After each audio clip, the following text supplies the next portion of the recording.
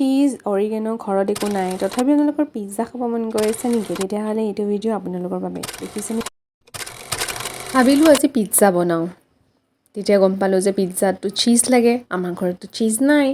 তো এতিয়া আমি কি কৰিম cheese বনাব লাগিব তাতে অলপ ফাটা গাখীৰ আছিলে গাখীৰখিনি ফটাই পেলাই নেমু দি ভিনেগাৰ দি ফটাব পাৰে তাৰ পিছত এনেকৈ আমি সেকেন্ডাৰী সেকি লৈছোঁ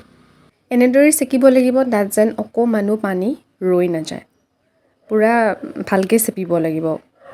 মানে ফটা গাখীৰৰ এইখিনি আৰু অংশখিনি তাৰ পিছত এতিয়া আমি কি কৰিম আকৌ এইখিনি অকনমান আমি গৰম পানী দি দিম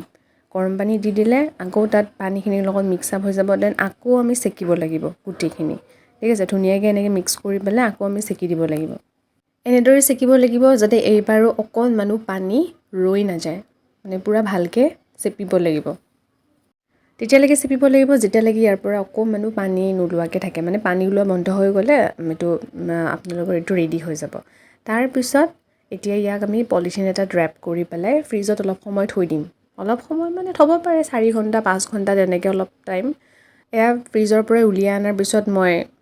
চাওকচোন ইমান ধুনীয়াকৈ চীজখিনি ওলাইছে ইমান ধুনীয়াকৈ স্লাইচ হৈছে দেখিছেনে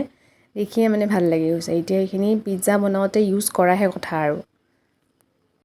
তাৰ পিছত মনত পৰিল পিজ্জা সসটো লাগিব পিজ্জাৰ যেটো বেছৰ ওপৰত দিয়ে তাৰ কাৰণে আমি সসটো প্ৰিপেয়াৰ কৰি লওঁ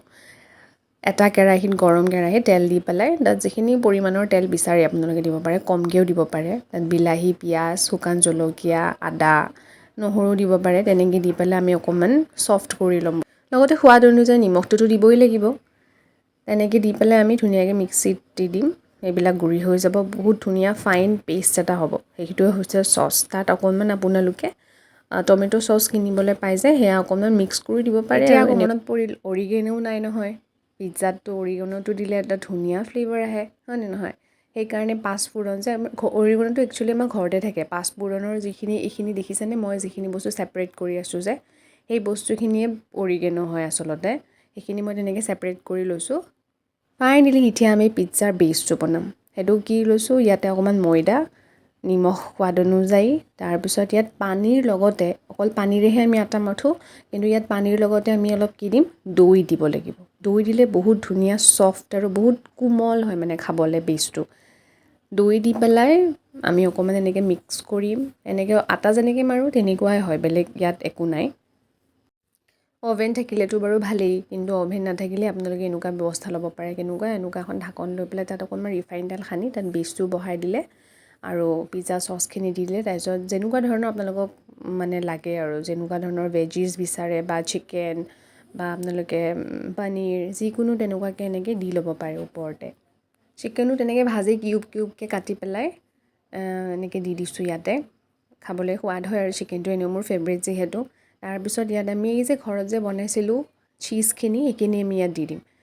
ইমান ধুনীয়া লাগিছে ন দেখি পেলাই এইখিনি সময়তে মোৰ খাওঁ লাগি গৈছে বনাবলৈ বাকীটো আছেই তাৰপিছত আমি কি কৰিম ডাঙৰ কেৰাহী এটাত নিমখ অকণমান লৈ তাত এনেকৈ ঢাকনখন দি পেলাই আৰু ওপৰত এখন ঢাকন দি দিব লাগিব একদম ল' ফ্লেমত